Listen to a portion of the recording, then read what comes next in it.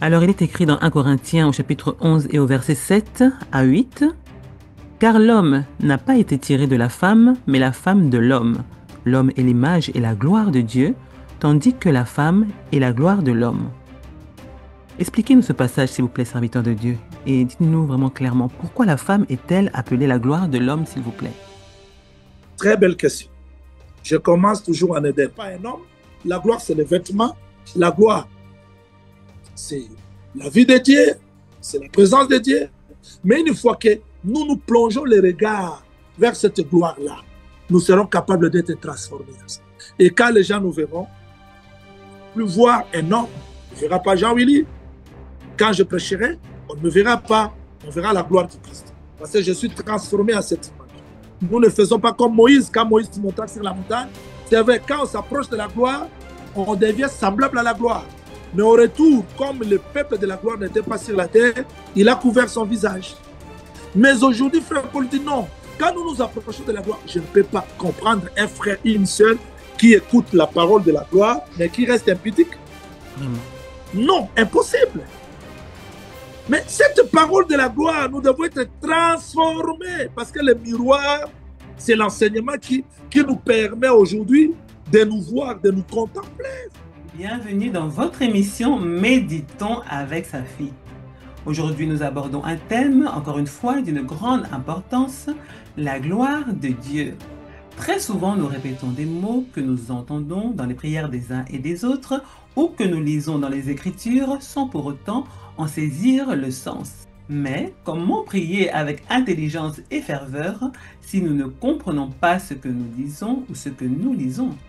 C'est pour cette raison que le Seigneur, dans son amour, a établi les ministères, comme il est écrit en Éphésiens 4, pour le perfectionnement des saints, afin de nous instruire, nous éclairer et nous conduire dans la connaissance de sa parole. Dans cette émission, j'ai invité un serviteur de Dieu pour développer ce thème essentiel, afin que nous recevions plus de lumière et de clarté sur ce que signifie dans la mesure du possible la gloire de Dieu. Je vous encourage à écouter avec discipline et attention, car l'étude assidue des Écritures nous rend disponibles à la révélation du Saint-Esprit et elle facilite aussi la tâche des ministres appelés à nous enseigner. Et lorsque nous allons écouter ce ministre de Dieu, n'oublions pas de faire comme les chrétiens de Béret qui examinaient les Écritures afin de vérifier si ce qu'on leur annonçait était conforme à la vérité. Que cette méditation nous édifie et que le Seigneur nous bénisse. Serviteur de Dieu, prophète Jean-Willy, je vous salue au nom de Jésus-Christ. Merci encore d'avoir accepté notre invitation dans Méditons avec sa fille. Shalom ma sœur, shalom tous les amoureux de la parole qui suivent l'émission Méditons avec sa fille. C'est une joie pour moi de me retrouver encore avec la sœur Safi pour la méditation. Que le Seigneur vous bénisse, qu'il vous agrée. Amen, amen. Le thème que nous allons aborder ce jour a pour titre la gloire de Dieu, un thème très important, je le crois. Mais j'aimerais d'abord, avant de commencer, que vous puissiez vous-même souligner l'importance de ce thème, s'il vous plaît, avant que je puisse vous poser les questions que je vous ai préparées. Très belle question. Vraiment, cette gloire-là, je vais expliquer en un mot que la gloire de Dieu, c'est sa présence. La gloire de Dieu, c'est sa présence, c'est son intervention, c'est les vêtements, ce sont des choses que je vais expliquer. On entrera dans les détails. Et si aujourd'hui nous avons des problèmes dans nos églises, dans la marche, c'est à cause de l'absence de la gloire de Dieu. S'il y a la gloire de Dieu, tout sera résolu. Vous vous souvenez quand l'arche était prise par le Philistin, il y avait une femme qui était grosse. Quand elle a enfanté, on a donné le nom à cet enfant Ichabod. La gloire est bannie. Et quand la gloire de Dieu est bannie, c'est-à-dire l'arche part chez les Philistins, les choses deviennent difficiles. L'arche pour nous aujourd'hui, c'est la présence de Dieu, c'est l'évangile. C'est-à-dire que si la gloire de Dieu est bannie, si la gloire de Dieu n'est pas bien comprise, tout ce qu'on fera, ça sera l'effort humain. Parce que Dieu, là où il réside, là où il travaille, c'est là où il y a sa gloire. La gloire, c'est son trône. Voilà pourquoi c'est un sujet très, très important. C'est un sujet qui doit interpeller tout le monde. Parce que s'il a quitté le ciel, venir sur la terre, c'est pour nous remettre dans la gloire d'autrefois. Voilà pourquoi lui-même, quand il faisait la prière, il a dit, Père, la gloire que j'avais quand j'étais chez toi. C'est-à-dire que cette gloire-là, il était dans cette gloire. Il est venu partager cette gloire aux gens qui étaient abandonnés. Voilà pourquoi je dis que c'est un sujet très important et ça doit nous interpeller, ça doit nous faire entrer dans la méditation pour voir la présence de Dieu, sa gloire parmi nous. Alléluia. Alors justement, je vais lire certains passages. Parmi tant d'autres, hein, il est écrit dans Exode au chapitre 33 et au verset 18, Moïse dit, Fais-moi voir ta gloire. Il est écrit dans Psaume chapitre 19 au verset 1, Les cieux racontent la gloire de Dieu et l'étendue manifeste l'œuvre de ses mains. Ésaïe chapitre 6 au verset 3, Saint, Saint, Saint est l'Éternel des armées, toute la terre est pleine de sa gloire. Dans Proverbes chapitre 25 et au verset 2, la gloire de Dieu, c'est de cacher les choses, la gloire des rois, c'est de sonder les choses. Enfin, dans Habakkuk au chapitre 2 et au verset 14, car la terre sera remplie de la connaissance de la gloire de l'Éternel, comme les eaux couvrent le fond de la mer. Voilà. Alors, ce sont vraiment de très beaux passages. Il y en a encore tant d'autres, hein.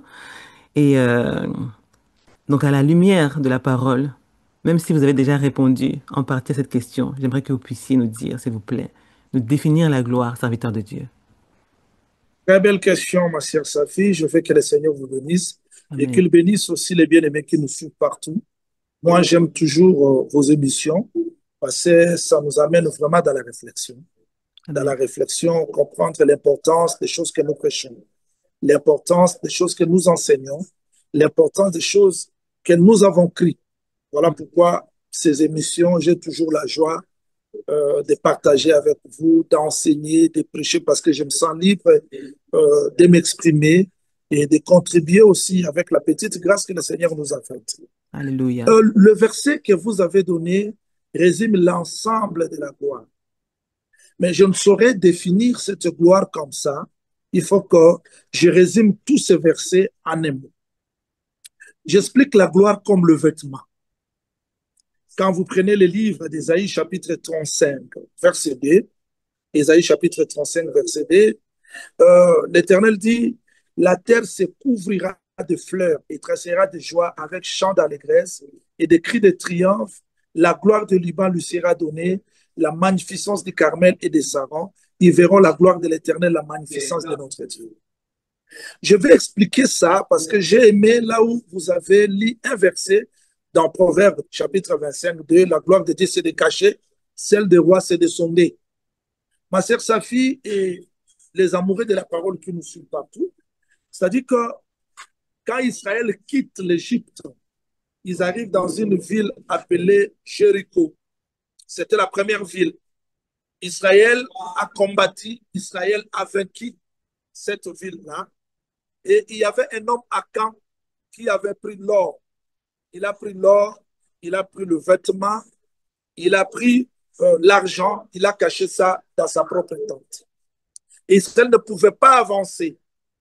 Maintenant, Josué, quand il a intercédé, il a demandé au Seigneur, qu'est-ce qui ne va pas? Pourquoi Israël a tourné le dos devant les ennemis? Dieu dit, il y a l'interdit au milieu de vous. Voilà ce que Josué a dit. Je commence mon intervention par la question ou l'interpellation de Josué. Il a dit à Akan, donne gloire à Dieu. C'est-à-dire, à quand les choses qu'il cachait, il cachait la gloire de Dieu. Parce que l'or, c'est la divinité. L'argent, c'est la rédemption. Les vêtements, c'est la justice. Il gardait ça dans sa tente.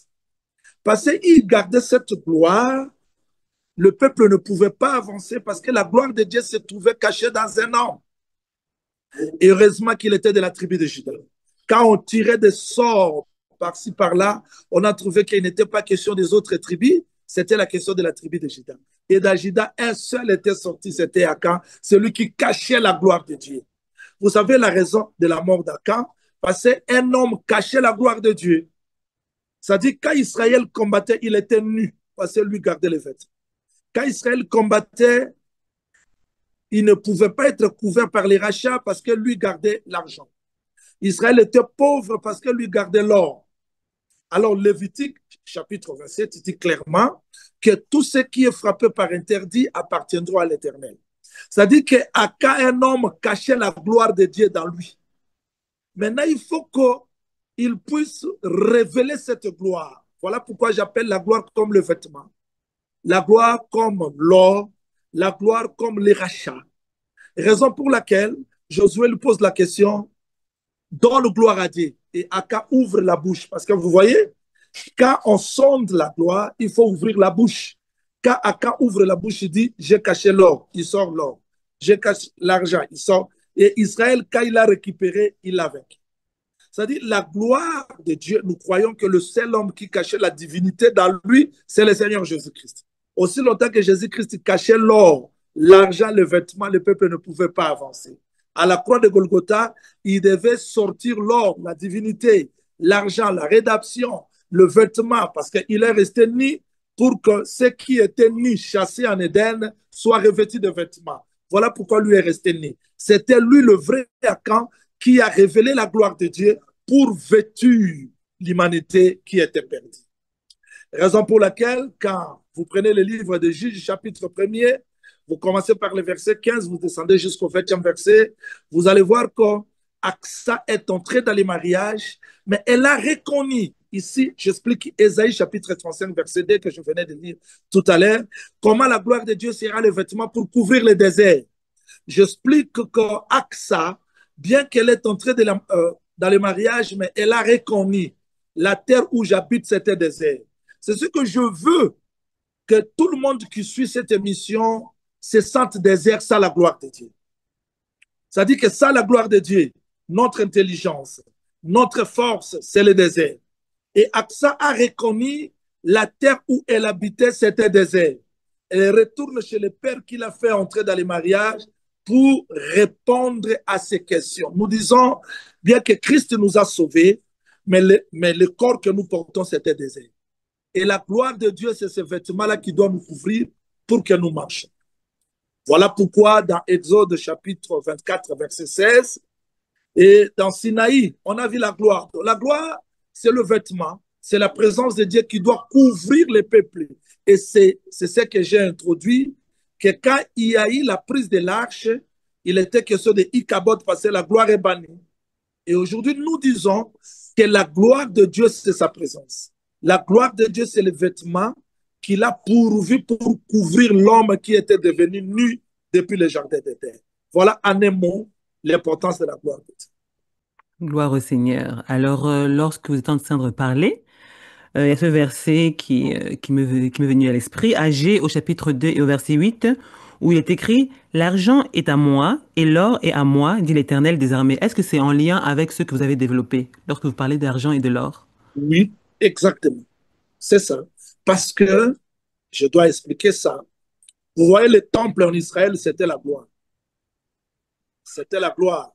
C'est-à-dire, Salomon entre dans le temple. Quand il a prié, la gloire de Dieu était descendue.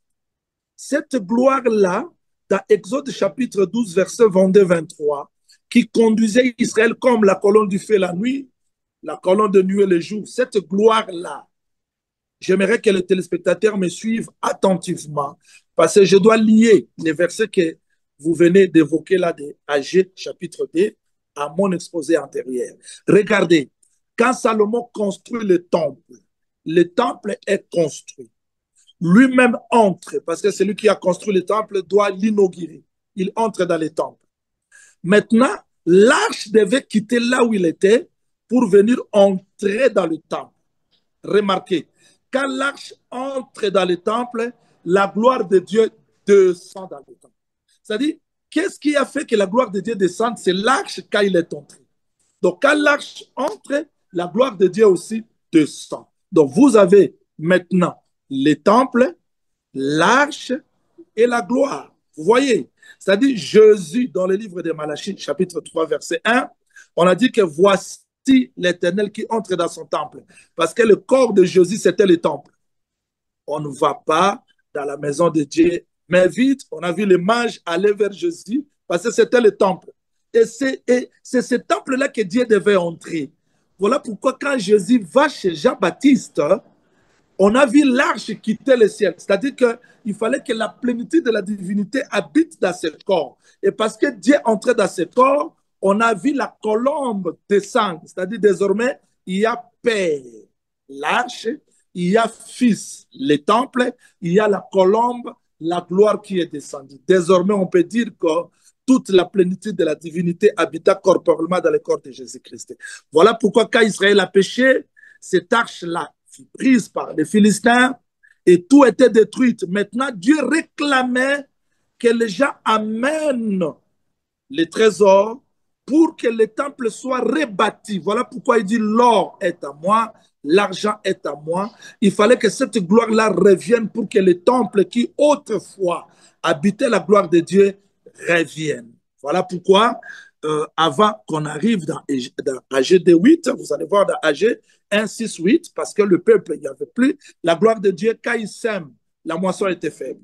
Tout ce qu'il faisait, il n'y avait rien. S'il n'y a pas la gloire de Dieu, ma sœur Sifa et les gens qui me suivent, on peut faire des jeûnes, on peut prier, rien ne marchera parce que la gloire de Dieu n'est pas là. Ça sera le forcing. Vous vous souvenez de Samson? Lui croyait que c'était par sa force qu'il délivrait. Mais quand la gloire de Dieu est partie, la chevelure, que j'expliquerai comme la gloire, quand cette chevelure-là est partie, la gloire de Dieu est partie. Ichabod, Samson est resté un homme ordinaire. Bon, alors aujourd'hui, on prêche, on fait des jeûnes, de veillées, de prières. Où est la gloire d'autrefois? Voilà pourquoi je dis que cette émission est très importante, parce que s'il y a la gloire de Dieu, on ne va pas s'efforcer. Voilà pourquoi Dieu dit, regardez quand vous avez bâti le temple. Désormais, il n'y a plus le forcing, parce que quand il y a la gloire de Dieu, Dieu accompagne et tout devient faible. C'est ça. Alléluia, gloire au Seigneur. Alors, serviteur de Dieu, il est écrit dans Matthieu au chapitre 5 et au verset 16. Ainsi que votre lumière brille devant les hommes, afin qu'ils voient vos bonnes œuvres et glorifient votre Père qui est dans les cieux. Comment pouvons-nous vivre et refléter la gloire de Dieu dans notre vie quotidienne, s'il vous plaît? Une très belle question. Une très belle question. Je dis en un mot qu'il faudrait que je réponde parce qu'il faut que j'explique vraiment cette gloire. Écoute les téléspectateurs qui nous suivent, les amoureux de la parole, les internautes. Je sais que vous êtes nombreux parce que vous aimez cette émission, parce que cette émission fait sortir la pensée de Dieu. Là, je ne plaisante pas, parce que cette méditation nous fait entrer dans la profondeur pour comprendre. Si du moins ces versets de Matthieu chapitre 5, verset 6, 16 étaient compris, je pouvais arrêter mon émission. Parce que cette gloire-là est venue pour que le peuple puisse la vivre, la manifester. Mais qui doit manifester cette gloire? Comment devons-nous manifester cette gloire? Je dois expliquer en un mot. Quand Dieu créa l'homme en Éden, quand Adam marchait, c'était Dieu qui marchait sur la terre. C'est-à-dire, tous les mouvements d'Adam, c'était pour faire refléter la gloire de Dieu invisible. Maintenant, quand l'homme pêche, Dieu part en Orient, il met le chérubin. Je suis allé là-bas pour vous faire montrer l'origine de la gloire. Il met le chérubin à l'Orient. Pourquoi? Pour empêcher l'homme de rentrer dans les jardins. Oh, on comprend qu'il n'y a plus la gloire. Et l'homme ne peut plus marcher, l'homme ne peut plus vivre cette gloire parce que le chemin est fermé. Raison pour laquelle vous allez voir, le prophète Ézéchiel voit le chérubin. Il voit la gloire de Dieu dans les temples. Mais il a vu les êtres prendre cette gloire, sortir avec ça dans les chemins d'Orient. Et quand ils sont sortis, la porte est fermée. Et les chérubins s'en allèrent avec cette gloire sur la montagne des Oliviers et ils sont partis. Vous voyez? C'est-à-dire la porte est fermée, c'est ça Éden. La porte est fermée, il n'y a plus la gloire. Or, s'il n'y a plus la gloire, personne ne peut la vivre. On peut s'efforcer, il n'y a pas la gloire. On peut s'efforcer, on ne peut pas manifester la vie de Dieu parce que c'est la gloire de Dieu qui nous rend capable de manifester sa vie sur cette terre. Curieusement, on voit un homme apparaître sur la terre, Jésus. Quand il marchait, il commande les poissons, il commande les arbres, il appelle la mort le sommeil. Mais qui est cet homme? Les apôtres se posaient des questions. Mais qui est cet homme à qui obéissent même le vent? Mais qui est cet homme? Ils ne comprenaient pas que l'homme qui était caché en Éden est revenu avec toute sa gloire. Voilà pourquoi je précise, quand Moïse monta sur la montagne, il ne se voila pas. Que les gens vérifient bien les textes. Sur la montagne, il ne se voila pas. Mais quand il descenda, il se voila. Parce que sur la montagne, la gloire est là. Mais quand il vient sur la terre, il met le voile pour que le peuple ne voie pas. Mais le peuple qui est sur la montagne n'a pas besoin du voile. Voilà pourquoi Christ dit, vous êtes une ville bâtie sur la montagne. Oui, le peuple de Dieu, l'Église, une ville bâtie sur la montagne, n'a pas besoin de se voiler pour faire manifester cette gloire sur la terre. On a compris que quand le Seigneur Jésus-Christ marchait, c'était lui, l'homme Adam, qui est venu manifester la gloire sur cette terre. Voilà pourquoi dans Jean chapitre 17, il était clair. Il dit, la gloire que j'avais, la gloire là. C'est-à-dire cette gloire cachée en Éden. On a vu ça dans le corps du Seigneur Jésus-Christ. Quand il monte à la croix de Golgotha, je réponds maintenant à la question, quand il monte à la croix de Golgotha, quand il crie, les voiles se déchirent. Mais ce voile-là, c'était le même chemin d'Orient. Pour Moïse, il a fait les images de chérubins, mais en Éden, c'était le chérubin. On a compris que le chemin qui gardait, le chemin qui empêchait les gens de retourner en Éden, c'était ce voile-là qui était le corps de Jésus-Christ. La gloire de Dieu, c'est de cacher les choses, qui devait être déchiré pour que les gens retournent dans la gloire. Voilà pourquoi quand il ressuscite, il fait le même mouvement, c'est qu'Ézéchiel a vu. Il part sur le mont des Oliviers, voilà la gloire qui part. Mais quand il est retenu le jour de la Pentecôte, on voit la gloire sur des têtes et maintenant l'Église est capable de manifester la gloire. C'est-à-dire notre vie, quand elle est conforme à la vie du Seigneur Jésus-Christ, c'est cette gloire-là. C'est-à-dire nous devons aimer comme lui a aimé. Nous devons, s'il vous plaît, ici, quand il y a la gloire de Dieu, on ne force pas les choses. La sanctification devient notre vie. Les miracles deviennent notre vie. C'est ce que frère Pierre a dit. Pourquoi avez-vous le regard fixé sur nous comme si c'était par notre force que ces boîtiers marchent? Mais Dieu a glorifié ce Jésus-Christ que vous avez crucifié. C'est-à-dire que l'Église aujourd'hui est appelée à vivre la vie de Christ pour manifester cette gloire. Je vais faire quelques détails. Vous voyez, quand vous entrez dans le livre des Cantiques, on dit que les bien-aimés est ceci, sa tête est comme ça, ses vêtements. Mais quand la Sulamite, on parle d'elle, elle est comme son mari. C'est-à-dire que la gloire de l'homme doit être manifestée dans l'Église. Et l'Église aujourd'hui doit manifester cette gloire, c'est-à-dire vivre la même vie de Christ que le monde qui aujourd'hui vit dans l'obscurité, qu'il voie cette gloire dans l'Église. Et c'est de cette façon-là que la gloire sera manifestée. Et cette gloire ne sera pas manifestée seulement par la prédication. D'ailleurs, le bien-aimé Paul dit que dans ce vase de terre, nous portons un trésor. C'est-à-dire, cette gloire, l'Église doit la manifester dans notre vie quotidienne. C'est-à-dire, partout où nous marchons, il faut que les gens voient les cieux sur la terre. Voilà pourquoi Israël marchait. Dans leurs vêtements, ils mettaient le cordon bleu. Vous savez, le cordon bleu, c'était pour montrer le ciel sur la terre. C'est-à-dire que la gloire de Dieu ne sera pas manifestée comme ça, parce que nous sommes frères, parce que nous sommes prédicateurs, mais il faut que Dieu, que le monde voie cette gloire dans nos vies. Voilà la réponse que je peux vous donner. Béni soit l'Éternel des armées. Alléluia. Alors, il est écrit dans 1 Corinthiens au chapitre 11 et au verset 7 à 8, « Car l'homme n'a pas été tiré de la femme, mais la femme de l'homme. L'homme est l'image et la gloire de Dieu, tandis que la femme est la gloire de l'homme. » Expliquez-nous ce passage, s'il vous plaît, serviteur de Dieu, et dites-nous vraiment clairement, pourquoi la femme est-elle appelée la gloire de l'homme, s'il vous plaît? Très belle question. Je commence toujours en Éden. Dieu, l'Esprit de Dieu s'est mouvé au-dessus des eaux. Le troisième jour, il tire le sec. La terre qui est sortie, elle est comme ça pleine. Mais Dieu descend, il tire une terre à la terre. Vous voyez? Adam, c'est une terre sortie de la terre. C'est-à-dire, s'il faut voir comme un homme, Adam, c'est la première partie de la terre sortie de la terre. Adam, c'est comme une montagne. Parce que Dieu a vu toute la terre. Donc, dans les eaux, il sort la terre. Maintenant, de la terre, il sort une terre. Cette terre-là, ça devient Adam. Maintenant, Adam, pourquoi je l'ai appelé montagne? Pourquoi j'ai appelé la terre sortie de la terre? Parce que c'est lui la gloire de Dieu en Éden. Qu'est-ce que Dieu a fait? Dieu a donné toute la gloire en Adam.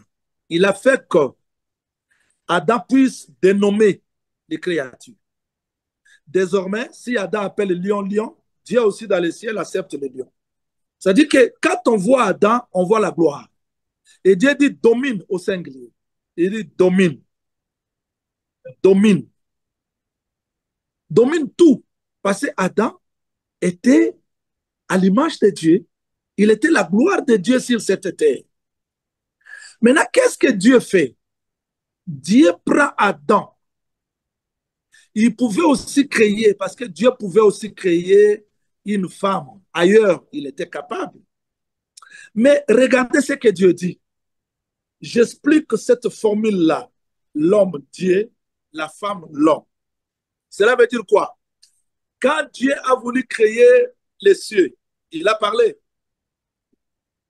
Quand Dieu a voulu former la terre, il dit que les eaux se rassemblent, les secs apparaissent.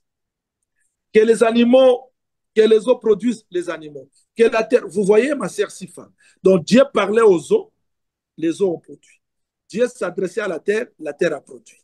Dieu parle, mais quand Dieu veut créer l'homme, il ne s'adresse pas à la terre, il dit faisons. Vous voyez? Dieu parle à Dieu. La parole retourne à Dieu. Mais pour les poissons, Dieu parle, les eaux produisaient. Pour les animaux, la terre produisait. Pour les arbres, la terre produit. Mais pour l'homme, il dit Dieu parla à Dieu. Vous voyez l'origine de la gloire de l'homme. Donc Dieu parla à Dieu. Faisons l'homme. Donc la parole est retournée dans Dieu et cette parole a produit l'homme. Donc l'origine de l'homme, c'est Dieu. Donc quand vous prenez le poisson, parce qu'il est sorti des eaux, il peut vivre dans les eaux. Quand vous prenez l'animal, parce qu'il est sorti de la terre, il peut vivre de la terre. Mais quand vous prenez le poisson, vous l'amenez sur la terre, il meurt. Et maintenant, parce que l'homme sort de Dieu, c'est-à-dire pour vivre, il doit retourner dans Dieu, parce que Dieu, c'est son origine, Dieu, c'est sa gloire. Voilà pourquoi sans Jésus-Christ, l'homme n'a pas la vie, parce qu'il ne vit pas de lui-même. Yes. Cette gloire-là vient de Dieu. Alléluia. Voyez comment est-ce que l'homme est la gloire de Dieu. Parce que sa source, c'est Dieu. Et il est sorti de Dieu. Il peut manifester Dieu sur la terre. Il peut dominer. Il peut dominer les lions. Il peut dominer ceci, cela. Mais quand Dieu voulait maintenant former la femme, il n'a plus parlé à la terre. Il prend l'homme. Il le fait tomber dans un profond sommeil. Il sort la femme. Cette gloire qui était transmise à l'homme, parce que la femme est sortie de l'homme, j'ai toujours prêché que la femme ne va pas au mariage, mais elle retourne. Parce qu'elle est sortie de l'homme, elle doit retourner parce que l'homme n'est pas un. Il n'est pas bon que l'homme soit seul. Il n'est pas un. Il est demi. Il faut maintenant que la femme retourne. Parce que l'homme était le reflet de la gloire de Dieu. Maintenant, la femme qui est sortie de l'homme, elle aussi manifeste la gloire de l'homme. Voilà pourquoi Dieu respecte maintenant la procédure. Auparavant, il avait dit domine. Maintenant, il dit dominer au pluriel. Vous voyez? La femme participe aussi à la gloire parce qu'elle est sortie de l'homme. Si je laisse comme ça, les téléspectateurs ne vont pas comprendre. Jésus-Christ, c'est lui le vrai homme. Quand il marchait sur la terre, on l'a vu chasser les démons parce que la gloire était dans lui. C'est cette gloire-là qui faisait les prodiges, les miracles. Parce que je dis qu'une église, un peuple de Dieu, ça, la gloire, c'est Ichabod. Vous allez vous forcer. Maintenant, quand Jésus-Christ travaillait, vous vous souvenez, ma sœur, sa fille et les bien-aimés qui nous suivent partout, on a amené un jour un épileptique aux apôtres de Jésus-Christ. Ils étaient incapables, vous voyez, parce que la femme n'était pas encore manifestée. C'est l'homme qui marchait seul. en Éden. Donc Jésus-Christ, quand il marchait, il était seul. Et tous les autres étaient comme des animaux. Les Pierre, les Jean, les André étaient comme des animaux. Il fallait attendre le sommeil. Donc les Pierre et les Jean étaient incapables de faire quelque chose parce que la gloire était seulement dans l'homme Adam. Quand il monte à la croix de Golgotha, on l'a percé, la femme est sortie. Maintenant, Dieu ne va plus conjuguer par le singulier sa devait pluriel. Allez dans le monde entier, guérissez les malades. Vous voyez, c'est-à-dire, on voit maintenant frère Pierre, les jours de la Pentecôte, quand il prêchait, et on l'a vu devant la belle porte, il dit, c'est que au nom de Jésus-Christ, lève-toi et marche. Maintenant, on voit que cette gloire-là, qui était dans l'homme, est devenue aussi à la femme. La femme aussi participe à cette gloire parce qu'elle a été manifestée. Mais avant que la femme soit manifestée, la gloire appartenait seule à un homme. Voilà pourquoi je dis, aujourd'hui, la femme, qui est l'Église, doit, je vais descendre terre à terre, mais il faut que j'explique tout d'abord la pensée. Aujourd'hui, la femme doit manifester la gloire de l'homme qui est Christ. Yes. Quand nous chassons les démons, ce n'est plus notre gloire, c'est la gloire de l'homme. Alléluia. C'est la gloire de l'homme. Voilà pourquoi Joseph, même en Égypte, avant d'interpréter les songes, je dis, c'est pas moi. Il y a un Dieu dans le ciel qui est capable d'interpréter les songes. C'est ça la gloire. C'est-à-dire la gloire, c'est donc ce n'est pas ma gloire, c'est la gloire de Christ que je manifeste sur cette terre. Et c'est ce que j'ai voulu donner en un mot, la pensée. Maintenant, j'explique ça terre à terre. Une femme naturelle doit être aussi la gloire de son mari. Yes. Elle doit être la gloire de son mari. C'est-à-dire quand on voit la femme marcher. Voilà pourquoi j'ai toujours dit au mari, bien habillé, sa femme est comme ça. Non, non, non, non, non, non, non, non, non, non. Jésus-Christ à la croix est resté ni pour vêtir sa femme. C'est-à-dire quand on est marié, quand on est engagé, il faut prendre soin aussi de la femme parce que la femme, à son tour, est appelée à manifester la gloire de toi, les maris. C'est-à-dire, quand les gens voient la femme, ils acclament. Et cette gloire-là, ce n'est pas la gloire de la femme, c'est la gloire du mari. Yes. Quand Élisée pose la question à Élie, il dit, donne-moi double portion. Double portion, pourquoi? Parce qu'il voyait la gloire.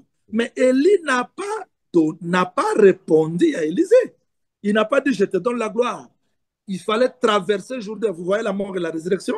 Après la mort et la résurrection, quand Élie monte au ciel, maintenant, les manteaux d'Élie tombent sur la terre et Élisée commence tout d'abord à déchirer son premier vêtement.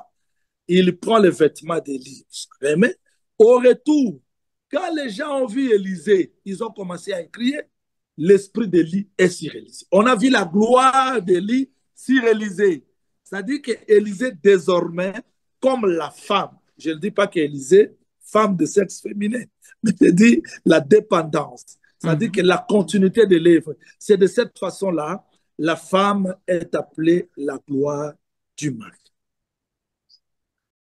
Gloire au Seigneur. Alors, serviteurs de Dieu, plusieurs femmes vont peut-être suivre cette émission. Alors, pouvons-nous dire qu'il est impératif pour une femme en Christ d'accepter de se marier avec un homme suffisamment mature spirituellement dans le domaine marital? Car si la femme est appelée à être la gloire de l'homme, l'homme à un certain niveau doit avoir la capacité d'exprimer les caractéristiques de Christ en lui afin d'être un modèle pour sa femme. Cela suppose de partager le même langage spirituel et de construire ensemble une véritable unité. Malheureusement, beaucoup de couples vivent dans la division. Il ne s'agit donc pas seulement de la manière dont l'homme présente sa femme extérieurement, comme vous l'avez évoqué, mais surtout de la réalité intérieure qu'il porte en lui, car l'homme, en devenant une source, permet à son épouse de puiser en lui. Ainsi, elle n'aura pas trop de difficultés à être cette femme vertueuse et soumise selon la parole de Dieu. Une très belle question et puis une très belle réflexion. Le problème, c'est quoi? La femme ne peut pas être soumise si l'homme n'aime pas. C'est-à-dire, c'est cet amour-là déversé dans la femme qui maintient la femme dans la soumission. Yes. Parce que la femme n'a pas la forme, s'il vous plaît. La femme n'a pas la forme. Et si quelqu'un cherche une femme très vertueuse à épouser, il n'en trouvera pas. La femme a toujours des manquements, des infirmités. C'est l'amour de l'homme qui couvre la nudité de la femme. Et si tu vois une femme vertueuse, c'est une femme mariée. D'habitude, on a l'habitude plutôt de condamner une femme mariée, alors que ce que la femme manifeste plus, c'est l'explication de ce que l'homme sème, dépose. Parce que la femme, c'est la terre. Quand vous ingérez la femme aujourd'hui, vous l'ingériez demain, l'ingérez le lendemain, bon, à moins qu'elle soit vraiment brisée. Mais si elle n'est pas brisée la chair, elle va aussi répondre. C'est-à-dire, quand je parle de la gloire, ici, je suis dans les couples chrétiens, un couple sauvé. Parce qu'on ne peut pas trouver l'amour divin sur cette terre. Il y a la différence entre agapao et philéo. C'est-à-dire l'amour divin et l'amour fraternel. Maintenant, c'est l'amour divin qui supporte la faiblesse de la femme. Alors, quand l'homme déverse cet amour, la femme sera soumise. Quand la femme est soumise, elle manifeste maintenant la gloire de son homme. Parce que tout ce que l'homme a sémé dans la femme, à son tour, va manifester cela comme le vertu. Le vertu qu'on voit chez la femme, c'est l'explication, c'est la réponse à l'amour du mari dans elle. C'est ce que je voudrais dire. C'est-à-dire que la femme ne peut pas aimer si l'homme ne déverse pas l'amour. Pour que la femme soit soumise, il faut que l'homme manifeste de l'amour dans elle. Voilà, c'est ce que je voudrais dire. Alléluia. Si Dieu le veut, serviteur de Dieu, dans les jours à venir, nous pourrons enregistrer une émission qui aura pour titre L'aide semblable et aussi, pourquoi pas, les caractéristiques d'un époux dans le Seigneur. Merci beaucoup, serviteur de Dieu. Très bien, merci. Alors, il est écrit dans Philippiens au chapitre 2 et au verset 3, « Ne faites rien par esprit de rivalité ou par désir d'une gloire sans valeur, mais avec humilité considérez les autres comme supérieurs à vous-même. » Qu'est-ce qu'une vaine gloire, s'il vous plaît? Expliquez-nous encore ce passage, serviteur de Dieu. Très belle question, ma sœur Safi. Que le Seigneur vous bénisse pour ça. Amen. Je vais l'expliquer dans le livre de Galates, chapitre 5, verset 24 jusqu'au 26e verset. Il est écrit, « Ceux qui sont en Jésus-Christ ont crucifié la chair avec ses passions et ses désirs. Si nous vivons par l'Esprit, marchons aussi selon l'Esprit. Ne cherchons pas une vaine gloire, on nous provoqua les uns les autres, on nous porta l'envie les uns aux autres. » Vaine gloire, c'est quand les gens se provoquent les uns les autres. Vaine gloire, c'est quand les gens s'envient, c'est-à-dire moi j'envie l'autre, je veux être comme l'autre, l'autre veut être comme moi. C'est ça la définition que frère Paul nous parle de la vaine gloire. Je réponds, ne cherchons pas une vaine gloire, on nous provoqua les uns et les autres. Écoutez, frère Safi et les téléspectateurs qui nous suivent. Si je vais te chercher des problèmes, j'en trouverai. Parce que la chair, c'est l'imperfection. La chair, c'est l'imperfection. Alors maintenant, les gens qui sont à la recherche de la vaine gloire, ils feront le ministère de Chiba. J'explique le ministère de Chiba. C'est quel ministère? David pose la question. Y a-t-il quelqu'un ici de Jonathan pour que je lui fasse de bien? Il ne fait pas le bien pour ce monsieur-là, mais à cause de Jonathan, son ami. Vous voyez? Il n'a pas dit que l'homme-là mérite le bien. Personne ne mérite le bien. Tout ce qu'on a réussi, c'est par la grâce. Yes. Si on savait ça, on ne pouvait pas nous provoquer les uns et les autres. Il dit, y a-t-il quelqu'un de Jonathan ici que je puisse faire du bien? Il ne fait pas le bien pour ce monsieur-là, mais il fait le bien à cause de Jonathan. C'est comme nous aussi aujourd'hui. Si Dieu nous élève, si Dieu nous donne des capacités, non parce qu'on a gêné, ni parce qu'on a prié, mais c'est à cause de son amour manifesté par son Fils Jésus-Christ. Maintenant, Chiba dit oui, il y a quelqu'un ici, Mephibosheth, mais il est boité. Vous voyez le ministère de Chiba. La sœur Safi, oui, Elle fait bien ses émissions, mais. Le prophète Jaouli, il parle bien, mais. Mais. C'est-à-dire, le ministère de Chiba ne reconnaît pas que Mephibosheth est accepté, non parce qu'il est boité, mais à cause de la faveur de Jonathan. C'est ça le ministère de Chiba. C'est-à-dire, quand vous voyez quelqu'un en train de prêcher, de minimiser les autres, qu'est-ce qu'il cherche? Vaine gloire. Les enseignements qu'il donne là-bas, c'est moi qui les ai donnés. Qu'est-ce qu'il cherche? La vaine gloire. Quand on minimise tout le monde à cause de leur faiblesse, j'ai toujours dit, quand Dieu te révèle la faiblesse de quelqu'un, ce n'est pas pour le minimiser, mais c'est pour prier. C'est pour prier. Alléluia. C'est pour le soutenir. Maintenant, quand les gens commencent à se provoquer, parce qu'aujourd'hui, il suffit de faire un article, il suffit de faire ceci, cela, il y a toujours des provocations. Mais ces provocations-là est due à la vaine gloire. La vaine gloire a poussé les gens à se diviser dans des provocations sans fin. La vaine gloire, c'est quelque chose qui est très dangereux et ça détruit l'œuvre de Dieu parce qu'on cherche. Il faut que les gens parlent de moi. Il faut que les gens me considèrent.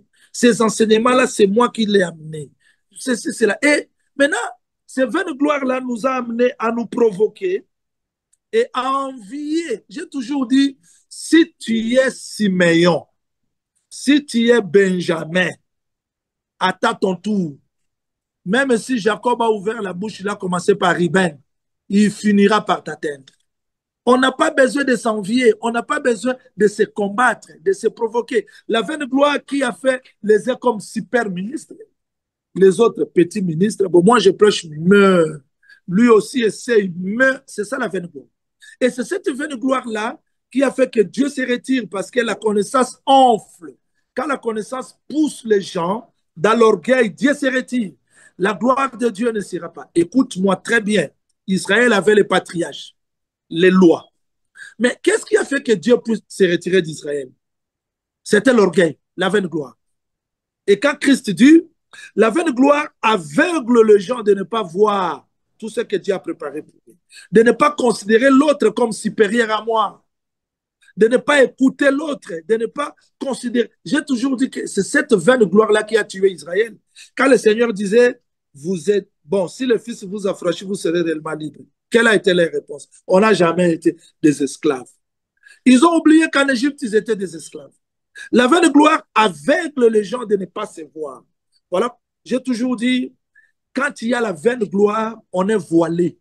On ne se voit pas. Donc là, on considère le mal des autres. On considère tous les défauts des autres. On ne se voit pas. Alors que quand Pierre pêchait, il était nu. Il faisait la pêche, il était nu. Et personne ne pouvait les convaincre. Mais quand on a dit que c'est le Seigneur, quand il a vu Jésus, personne ne l'a poussé. Il se plonge dans l'eau lui-même. L'homme ne peut pas plonger dans la parole. Se plonger dans la parole s'il ne voit pas Christ. Donc l'homme, pour se connaître, il a besoin de voir Christ. Alors la vaine gloire a poussé les gens de se provoquer. Écoutez, il y a des discours aujourd'hui pour voir la vaine gloire. Suivez seulement comment est-ce que les gens prêchent. Il y a toujours le je, moi, je fais ceci, j'ai enseigné. C'est la vaine gloire. Et cette vaine gloire-là nous amènera nulle part parce que le frère Jacques dit que la gloire de l'homme, c'est comme l'herbe. La vie de l'homme sur la terre, c'est rien. Dans mes prédications, j'ai toujours dit que l'homme ne mérite pas la gloire. La gloire mérite seul au Seigneur Jésus-Christ. Parce qu'on peut t'élever aujourd'hui, tu prêches bien plus que les autres, tu es super, mais le jour de ta mort, il n'y a plus la gloire. La gloire doit être rendue seule au Seigneur Jésus-Christ. Si l'évangile nous est parvenu aujourd'hui, c'est parce que les apôtres d'autrefois savaient rejeter la vaine gloire. Comment quelqu'un comme Paul, ils entrent quelque part, les gens sont venus pour les adorer parce qu'ils parlaient bien, ils faisaient des miracles, mais ils ont déchiré leurs vêtements. Pourquoi ils ont déchiré leurs vêtements? Parce qu'ils ne voulaient pas la vaine gloire. L'homme peut t'acclamer aujourd'hui, demain, il change la vie. C'est ça l'homme. Maintenant, quand nous cherchons tout, donc, si nous prêchons pour être vus, c'est ça la vaine gloire. Si nous faisons des enseignements pour épater les gens, c'est la vaine gloire. Et la gloire de Dieu ne va pas nous accompagner parce que c'est la vaine gloire. Aujourd'hui, on peut nous acclamer, toi tu es super, toi tu prêches bien, mais ces vaines gloires-là vont nous amener nulle part. Voilà pourquoi le bien-aimé Paul dit, ne cherchons pas une vaine gloire. On cherche des vaines gloires par des provocations. Je vis des gens faire le thème pour humilier les autres. L'enseignement que je vous donne ici, vous ne l'avez jamais entendu, mais c'est la vaine gloire. Quand moi j'ai commencé à prêcher ces choses, mais j'ai toujours dit aux gens que Job n'était pas israélite, mais Israël ne pouvait pas empêcher à Dieu de se révéler à Job. Job n'était pas israélite. Dieu peut se révéler à qui qu'il veut. Et il y a des communautés qui sont bâties dans des vaines gloires. À part nous, il n'y a pas des autres. Il y a des prédicateurs qui prêchent à part ce que moi je prêche. Élie voulait tomber aussi dans ces pièges-là. Je suis resté seul. Dieu dit attention, j'ai réservé le septième. Dans les calculs de Dieu, si nous comprenons réellement tout ce que nous avons vient de Dieu, on finira avec des vaines gloires. J'ai toujours enseigné, je dis que si Absalom connaissait qu'avant qu'il soit beau, David était beau, il ne pouvait pas se glorifier. En tout cas. Si Adonijah savait qu'avant qu'il soit roi, David était roi, il ne pouvait pas se glorifier. La source de tout ce que nous avons, c'est Dieu. Tu Alléluia. peux être bon prédicateur, mais tu n'es pas la source. Tu peux Alléluia. être beau, tu peux être puissant, ce n'est pas la source. Si on comprend que Dieu, c'est la source de toutes choses, finira de vaine gloire. On va travailler dans l'amour pour que la gloire de Dieu réside réellement dans nos cœurs. Voilà la réponse que je peux vous donner. Alléluia. Gloire au Seigneur. Vraiment, c'est très important ce que vous venez de soulever parce que nous avons compris, nous avons vu le peuple qui est en train de suivre beaucoup de dirigeants de nos assemblées aujourd'hui, constatons vraiment des rivalités vraiment, et c'est vraiment un manque de maturité, si je puis dire. Donc, nous comprenons que plusieurs n'appliquent pas ce passage qui nous demande Oui, de voir les autres comme étant au-dessus. Mais au-dessus. bien au contraire, c'est en dessous que les gens voient les autres. Je vais lire ce passage rapidement avant de passer à la dernière question. Donc, Oui, lorsque vous étiez en train de parler, c'est ce verset qui me venait à l'esprit. Tout le monde le connaît. Il est écrit dans 1 Corinthiens au chapitre 4 et au verset 6. C'est à cause de vous, frères, que j'ai fait ces choses, une application à ma personne et à celle d'Apollos, afin que vous appreniez en nos personnes à ne pas aller au-delà de ce qui est écrit et que nul de vous ne conçoive de l'orgueil en faveur de l'un contre l'autre. Ensuite, il dit, car qui est-ce qui te distingue? Qu'as-tu que tu n'aies reçu? Et si tu l'as reçu, pourquoi te glorifies-tu comme si tu ne l'avais pas reçu? Donc, ça rejoint ce que vous êtes en train de dire. oui, exactement, c'est ça. C'est-à-dire, si nous réalisons réellement que tout ce que nous avons reçu vient de Dieu, on ne peut pas chercher de vaines gloires. On ne peut pas chercher des vaines gloires. On ne peut pas se servir de nos capacités pour détruire les autres. Au contraire, nous allons soutenir les faibles parce que nous sommes membres l'un et l'autre. Et il ne faut pas oublier, si Joseph régnait en Égypte, qui sait que c'est lui qui devait continuer le règne au Canaan? Non, non. Là, Mm. c'est Judas. Mm. Dieu peut t'élever aujourd'hui, demain, il élève l'autre. Yes. Donc, il faut être humble et il faut reconnaître aussi les autres, quelle que soit leur petite grâce, parce que tout ce que nous avons reçu, c'est la grâce de Dieu. Voilà Alléluia. pourquoi, vaine gloire, si les ministres, les serviteurs, les enfants de Dieu sont délivrés de vaine gloire, finiront de guerre. Parce que c'est vouloir être au-dessus des autres, c'est ce qui détruit l'œuvre de Dieu. Alléluia. Donc, nous pouvons dire que lorsque un ministre a ce genre de comportement, nous pouvons comprendre que il est en train, si je puis dire, de bannir la gloire dans cette assemblée. Mais oui, ma soeur, parce que Dieu résiste aux orgueillés. Alléluia. Mais Dieu résiste aux orgueillés. Il y a d'autres versets bibliques qu'on saute comme ça. Quand le texte dit que Dieu résiste aux orgueillés, il résiste aux orgueillés. Mais Israël est mort, pourquoi? Est-ce que les gens réalisent la grandeur du temple, la grandeur Dieu est descendu, mais pourquoi il a abandonné Israël? À cause de l'orgueil. Et quand il y a l'orgueil, Dieu n'est pas là. La gloire de... Parce que ce que Dieu refuse est de partager sa gloire à un homme. Yes. Mais quand un homme veut prendre la place de Dieu, Dieu se retire. Il est jaloux. Dieu n'aime pas que sa gloire soit partagée à qui qu'il soit. Non. Donc, on Alléluia. doit connaître Dieu pour mieux le servir. On doit connaître Dieu pour mieux le servir. C'est pas pour rien, il a amené Israël dans Sinaï. Et quand il s'est révélé dans Sinaï, tout Israël a fui.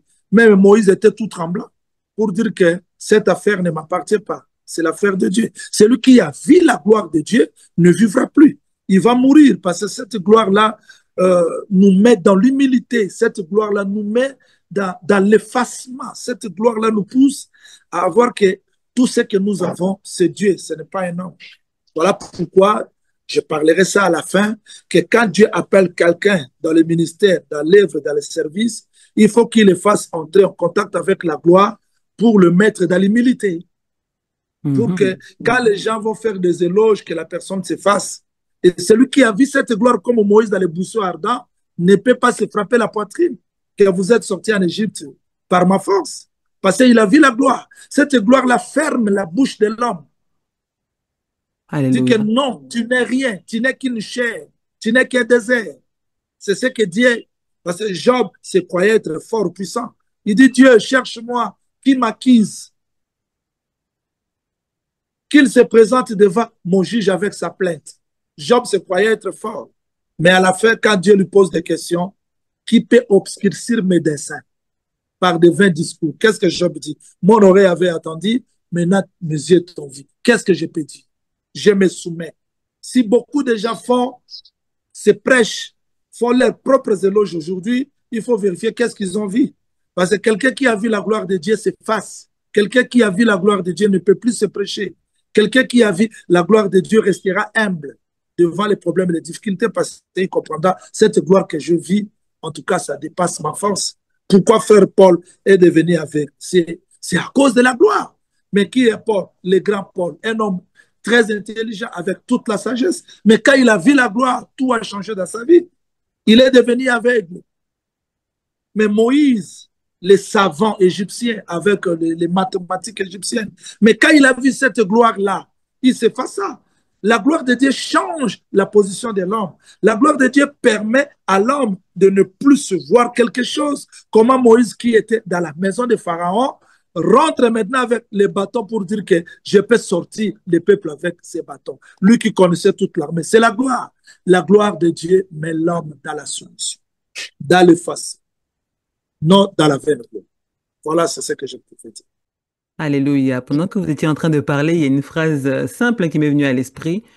Dieu ne partage sa gloire, ne partage pas sa gloire avec la chair. Oui, c'est ça. C'est la phrase qui m'a percuté. Dieu ne partage pas sa gloire avec la chair. Alléluia. Alléluia. Merci, serviteur de Dieu. Alors, la dernière question est celle-ci. Il est écrit dans Hébreux au chapitre 1 et au verset 3, ce Fils est le reflet de sa gloire et l'empreinte de sa personne, et il soutient toutes choses par sa parole. Donc, vous avez déjà pu répondre en partie à cette question. Et j'aimerais que les téléspectateurs qui nous suivent, ceux qui ne connaissent pas encore le Seigneur, dont le nom est inscrit dans le livre de vie, hein, puissent comprendre ces choses. Voilà, donc en quoi, s'il vous plaît, Jésus-Christ est-il le reflet parfait de la gloire de Dieu? Pour ceux qui disent que Une, Jésus-Christ n'est pas Dieu. une très belle question, monsieur. Là, je vais répondre à cette question calmement, avec trop de versets bibliques, bien que ça ne sera pas beaucoup, même trois ou quatre. Je suis dans le livre de Jean, Jean chapitre 17, verset 5. Commençons par le verset 4 pour la meilleure compréhension. Jean 17, verset 4 jusqu'au 6e. Je t'ai glorifié sur la terre. J'ai achevé l'œuvre que tu m'as donnée à faire. Et maintenant, toi, Père, glorifie-moi. Le Fils a glorifié le Père sur la terre. Il a achevé l'œuvre. Maintenant, il dit, Père, toi aussi, glorifie-moi. Glorifie-moi auprès de toi-même. Mm, Glorifie-moi auprès de toi-même. mm. De la gloire que j'avais auprès de toi avant que le monde fît. Yes. J'explique. Je suis dans le livre des Hébreux. Là, il faut que les téléspectateurs soient un peu pensiers, Je dois donner quelques détails, là. Quelques détails pour que les gens comprennent réellement qu'est-ce que nous pouvons dire. Hébreu, chapitre 1er. Chapitre 1er, je commence la lecture à partir du verset 5. Car auquel des anges Dieu a-t-il jamais dit, tu es mon fils, je t'ai engendré aujourd'hui. Et encore, je serai pour lui un père, il sera pour moi un fils. Lorsqu'il introduit de nouveau dans les mondes le premier-né, il dit que tous les anges de Dieu l'adorent. De plus, il dit des anges, celui qui a fait de ses anges devant et de ses serviteurs une flamme du feu. Mais il a dit au fils, ça c'est le père qui dit au fils, ton trône, ô Dieu, est éternel. Donc, le père parle du fils, il dit, ton trône est éternel.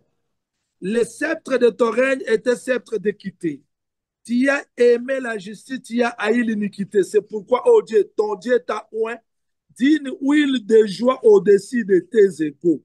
Et Alléluia. encore toi, Seigneur, ça c'est le Père qui dit, encore toi, Seigneur, tu as au commencement fondé la terre et les cieux sont l'ouvrage de tes mains.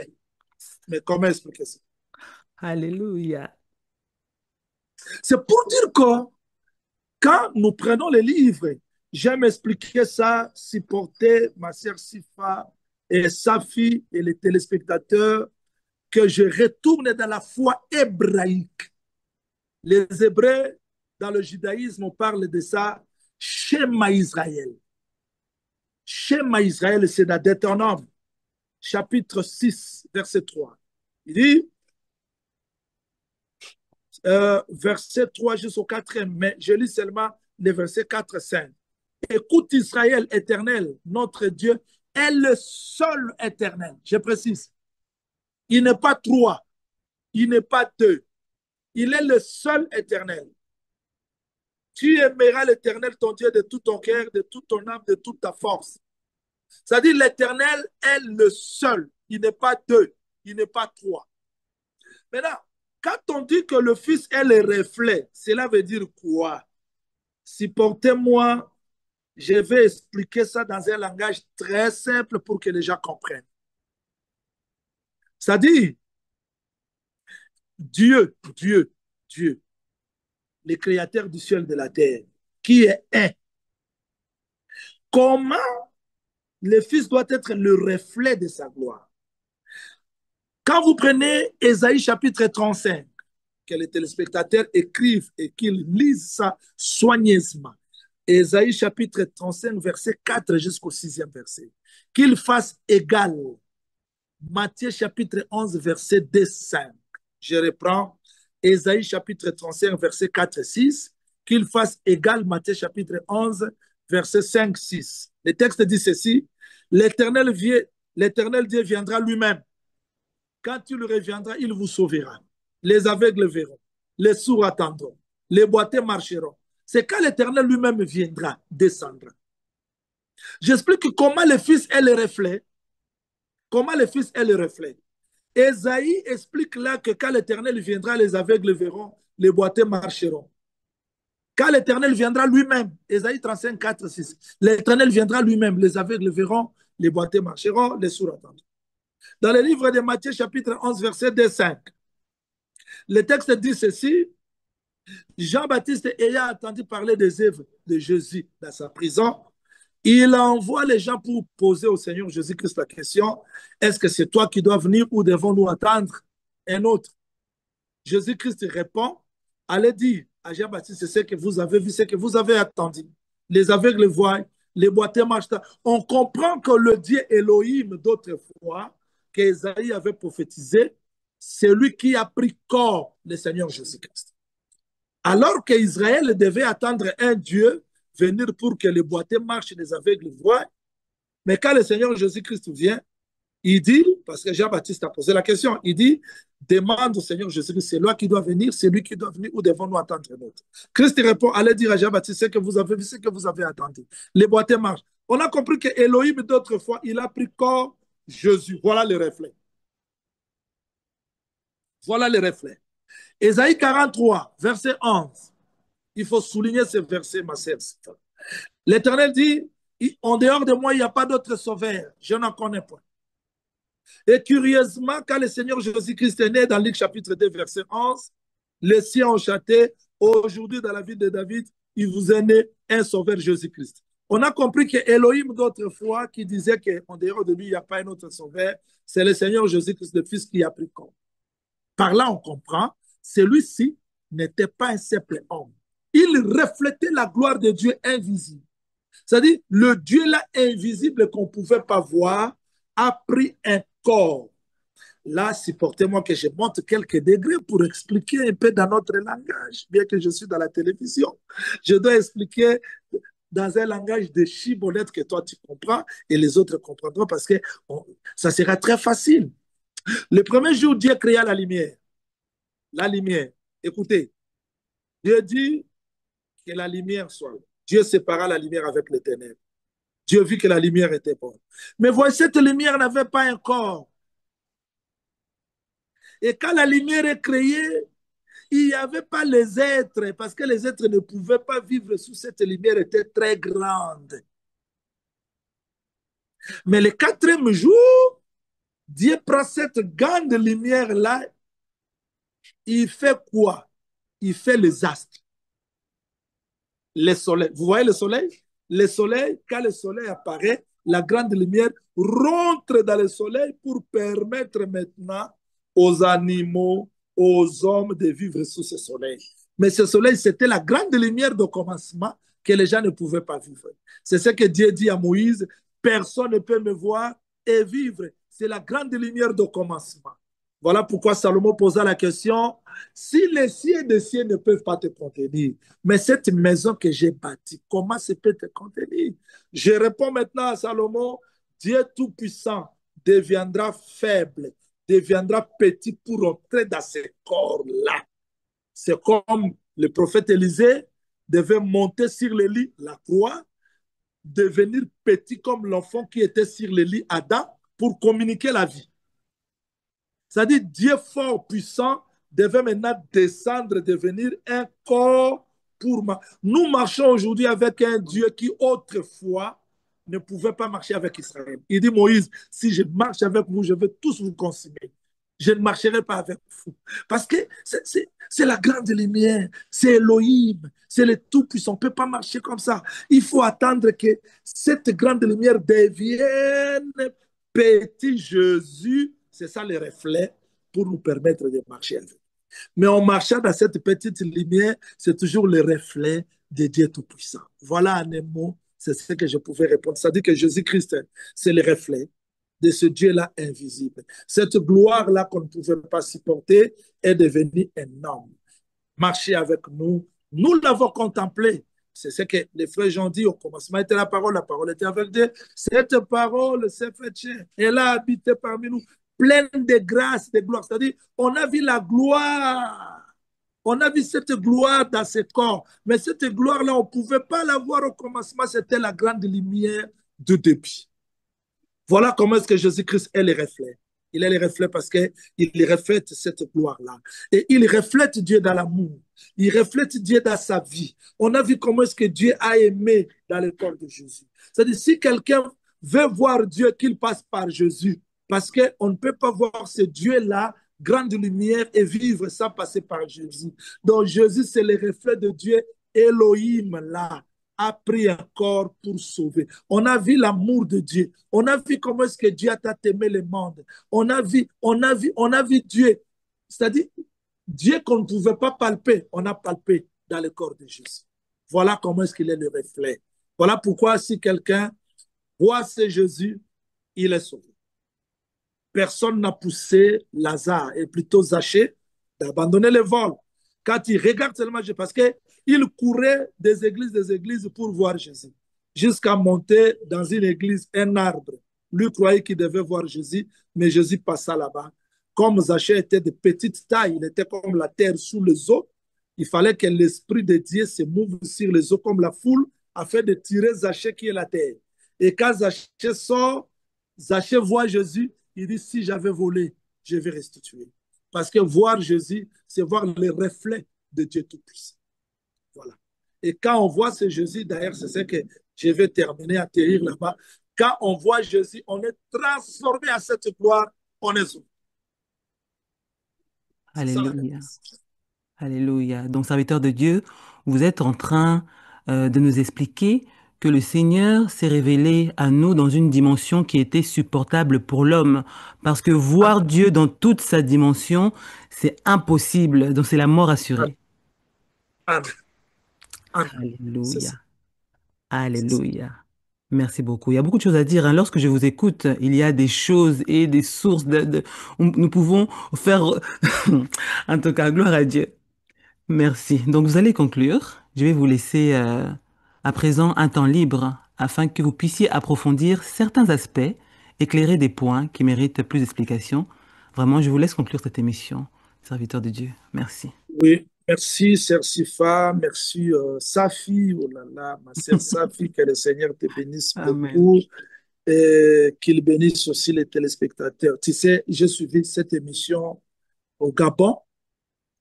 Euh, j'ai suivi cette émission au Gabon. Je me suis dit que Dieu bénisse la sœur Safi Amen. pour de telles initiatives. Et nous voulons que la chaîne YouTube de Méditons avec Safi ait beaucoup des abonnés, beaucoup pour permettre que l'œuvre puisse bien avancer. Alléluia. Alors, je termine la pensée de la gloire dans le livre d'Éphésiens chapitre 5.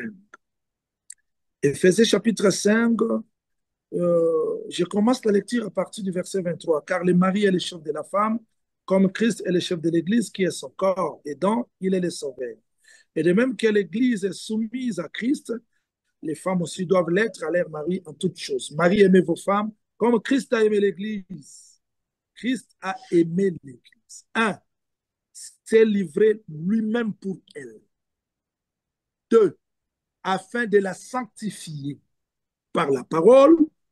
Trois, après l'avoir purifiée par le baptême d'eau, afin de faire paraître devant lui cette Église glorieuse. La gloire ne se partage pas parce que nous sommes une communauté. La gloire ne se partage pas parce que nous sommes une congrégation. La gloire, c'est le résultat de l'œuvre que Christ a commencé. Écoute, tout ce que nous pouvons faire, tout ce que nous pouvons faire, parler, se prévaloir, mais Christ a besoin de voir cette église glorieuse, sans tache, ni ride, ni rien de semblable. Et pour que le peuple soit sans tache, ni ride, ni rien de semblable, parce que la gloire de Dieu a couvert cette femme. C'est le résultat. Résultat de quoi? Résultat de son amour. Et quand Dieu aime un peuple, cela se prouve par sa mort à la croix. Il est mort. C'est là. J'explique, la gloire de Dieu, c'était un processus. L'homme l'a perdu en Éden. Et pour retrouver, il fallait que ce même Dieu-là qui avait caché sa gloire revienne vers l'homme. Et pour revenir, il devait mourir. Souvenez-vous de Mont Sinaï, quand Dieu voulait parler, sa gloire était descendue. Mais cette gloire, le peuple ne pouvait pas la voir parce qu'elle était cachée. Même Moïse ne pouvait pas, parce qu'il fallait une démarche. Je peux me mettre du haut de la chair en train de prêcher, faire tout ce que je peux faire, mais s'il n'y a pas la gloire de Dieu, c'est Ikabod, ça sera le forcing. Les gens ne vont pas se repentir, il n'y aura pas l'amour de Dieu. Si les gens se tiraillent, les gens se querellent, les gens se divisent, parce que c'est la chair qui travaille. Mais s'il y a la gloire de Dieu, tout sera en harmonie. Je termine mon intervention en disant que la gloire, c'est le résultat. On a vu l'homme qui est le Seigneur Jésus-Christ aimer sa femme, s'est donné pour elle, sanctifier, purifier. Et après la purification, cette femme doit être présentée glorieuse. Vous voyez, la gloire, c'est le résultat d'un processus. Alors, si nous sommes l'Église du Seigneur, nous devons veiller à ce que cette gloire ne se retire pas dans nous. Parce que cette gloire peut se retirer si nous mettons nos vaines gloires, nos émotions. En tout cas, là, Dieu ne partage pas sa gloire à la chair. Yes. Raison pour laquelle cette émission, je l'ai aimée, parce que c'est le message d'aujourd'hui, c'est la nourriture au temps convenable. On a des gens qui ont fait 40 ans dans les ministères, 30 ans, 20 ans, 15 ans, mais on ne voit pas la gloire de Dieu. Mais cette gloire ne peut pas être vue parce que c'est un processus. Quand les gens viennent dans l'église, ils ne supportent pas, ils n'expérimentent pas la mort de Jésus-Christ, l'amour de Dieu dans leur vie. Non, parce que quelqu'un qui a expérimenté l'amour de Dieu dans sa vie, il peut aimer, il peut pardonner ses ennemis. À la croix de Golgotha, Jésus-Christ a demandé le pardon sans que personne ne lui demande pardon. Il dit, Père, pardonne-les. C'était ça l'amour. Maintenant, quelqu'un qui est passé par la croix, il a l'amour de Dieu comme la dette dans son cœur. C'est ça le débit. Je n'aime pas parce que on m'a poussé d'aimer. Je ne pardonne pas parce qu'on m'a poussé de pardonner, mais parce que je suis passé par la croix. Je l'ai expérimenté. Je l'ai senti dans Alléluia. mon cœur. Quand Alléluia. je l'ai senti dans mon cœur, il a déversé son amour dans mon cœur. Et cet amour me pousse maintenant à faire la marche de la purification, de la sanctification pour que je sois une église glorieuse. Yes. Et quand l'église devient glorieuse, elle est sans tache, ni ride, ni rien de semblable parce que Dieu a fait quelque chose dans elle. Yes. Raison pour laquelle je dis que cette notion de gloire, c'est une notion très vaste, très importante qui doit commencer du haut de la chair. Les prédicateurs doivent chercher la gloire de Dieu pour que l'Église en bénéficie. Et les églises, les enfants de Dieu doivent comprendre que quand nous prêchons, s'il n'y a pas la gloire, c'est la chair, c'est Ichabod. Tout sera mécanique. Tout sera mécanique. C'est-à-dire que cette gloire permettra à ce que l'Église devienne une avec la parole. Remarquez, je vous donne un petit exemple pour que les téléspectateurs me comprennent très bien. Je termine ma prédication, mon exposé, dans le texte des Corinthiens. Je lis Corinthiens. Je vais lire un texte là qui va me permettre de permettre aux téléspectateurs de ruminer. 2 Corinthiens chapitre 3, verset 18. 2 Corinthiens chapitre 3, verset 18. Je termine ma prédication là.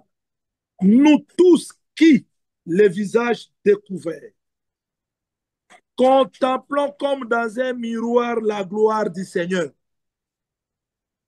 La gloire du Seigneur, on peut la contempler quand on enseigne. Maintenant, nous sommes transformés à la même image de gloire en gloire. C'est-à-dire, cette gloire-là, qui est dans la parole, une fois que nous sommes là devant la parole, nous fixons le regard vers Jésus, non sur un homme, et cette gloire est capable d'être transmise dans nous pour que nous soyons semblables à la gloire. C'est ce que Frère Paul dit. Il dit, nous sommes transformés à la même image. On doit être transformé à la même image de gloire en gloire. Vous voyez, la gloire n'appartient pas à un homme. La gloire, c'est les vêtements. La gloire, c'est la vie de Dieu. C'est la présence de Dieu.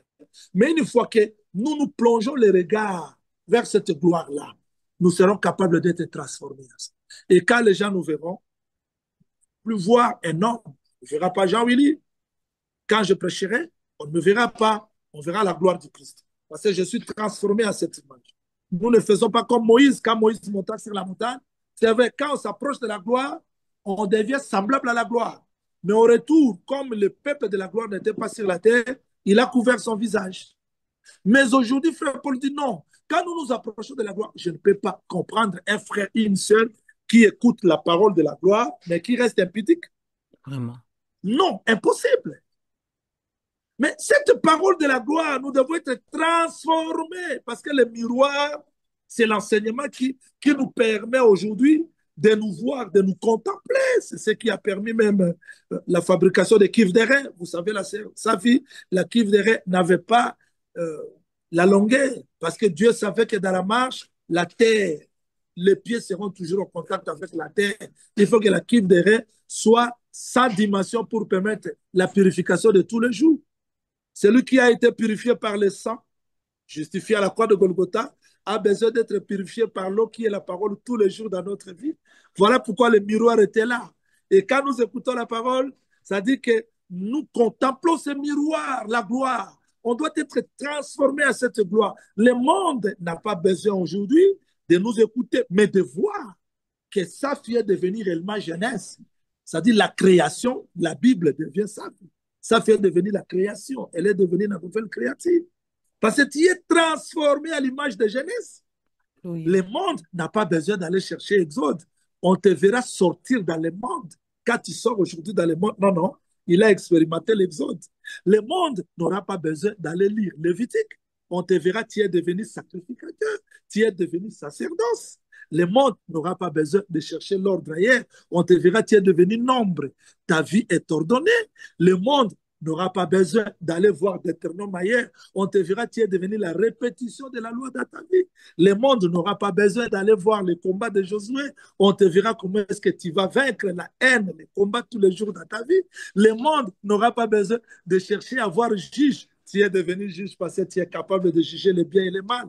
Le monde n'aura pas besoin de voir aujourd'hui rite. Tu es devenu l'expression de la grâce de Dieu. Le monde n'aura pas besoin de voir. Vous voyez, c'est-à-dire que vous devenez l'écriture.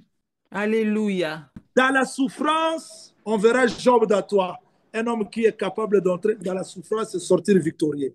Et cette souffrance t'amènera à louer l'Éternel, tu deviens puissant.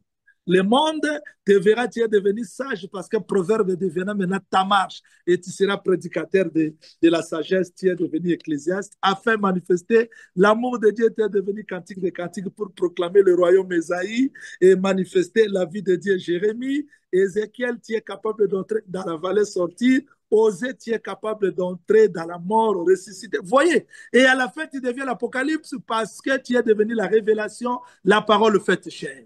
Voilà comment est-ce que nous devons être transformés à devenir cette gloire et marcher la gloire dans ce monde. Écoutez, Rebecca, quand elle est entrée dans la source à la sortie, elle est devenue semblable à la source parce que sa démarche, sa vie, c'est ce que Dieu attend de nous. Quand nous puisons la parole, il faut que nous devenions semblables à la parole. Et cette gloire aidera à ce que Dieu nous accompagne, que Dieu guérisse nos maladies, parce que quand il y a la gloire de Dieu, on ne va pas forcer. Dans la prédication, même les gens qui me suivent, si vous avez des problèmes, des difficultés, ouvrez seulement le cœur. Ce message est capable d'amener la gloire de Dieu dans votre vie.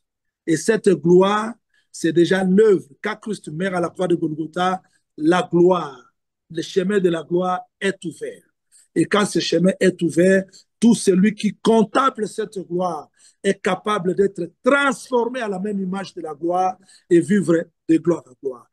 Même le temps difficile, vous savez, je vais prêcher aujourd'hui même dans l'église où je suis, je vais expliquer comment est-ce que les gens doivent vivre la gloire dans des moments difficiles.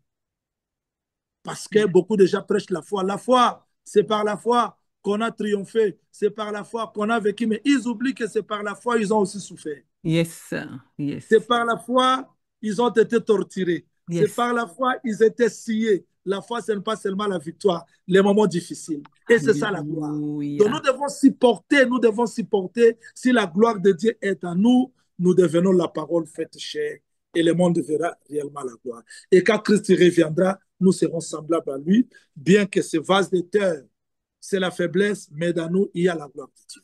Que le Seigneur vous bénisse, qu'il bénisse aussi la sœur Safi, qu'il bénisse tous les téléspectateurs de Méditons Safi. N'oubliez pas de vous abonner plus sur cette chaîne parce qu'il y a des richesses dans cette chaîne. Que le Seigneur Jésus-Christ vous bénisse. Alléluia. Merci beaucoup, serviteur de Dieu. Merci à vous tous qui avez pris le temps de suivre cette émission. Je vais vous laisser juste un verset biblique parce que je suis obligée de mettre ça en avant, ce que vous êtes en train de dire là. Donc 2 Corinthiens chapitre 3, versets 2 à 3, où il est écrit: Vous êtes vous-même notre lettre, inscrite dans nos cœurs, connue et lue de tous les hommes.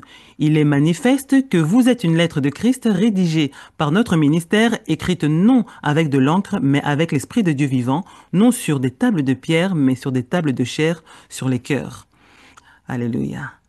Vraiment, c'est ce verset qui me venait à l'esprit lorsque j'étais en train de parler. Serviteur de Dieu, si vous le permettez, donc vous allez, parce que j'ai pas envie d'avoir le dernier mot, donc vous allez vraiment résumer ce verset. Et puis si vous le permettez, si vous avez un numéro de téléphone, ça je ne l'ai jamais fait dans Méditons avec sa fille, si vous avez un numéro de téléphone disponible afin que si quelqu'un est touché qui a résolu dans son cœur de vous donner ne fût-ce qu'un dollar, qu'il puisse en fait le faire par des applications que nous avons aujourd'hui. Vraiment, il serait intéressant, si quelqu'un est touché, qu'il puisse vous, vous assister, si je puis dire. Merci, la sœur Safi. Je termine par ces versets-là. Je crois que vous êtes la fille d'Abraham parce que vous écoutez deux fois. Alléluia. Quand je faisais la répétition des Écritures, ce qui est caché, c'est ces versets-là de 2 Corinthiens, chapitre 3. C'est pour dire que, écoutez, il y a le papier, il y a l'encre, il y a la main.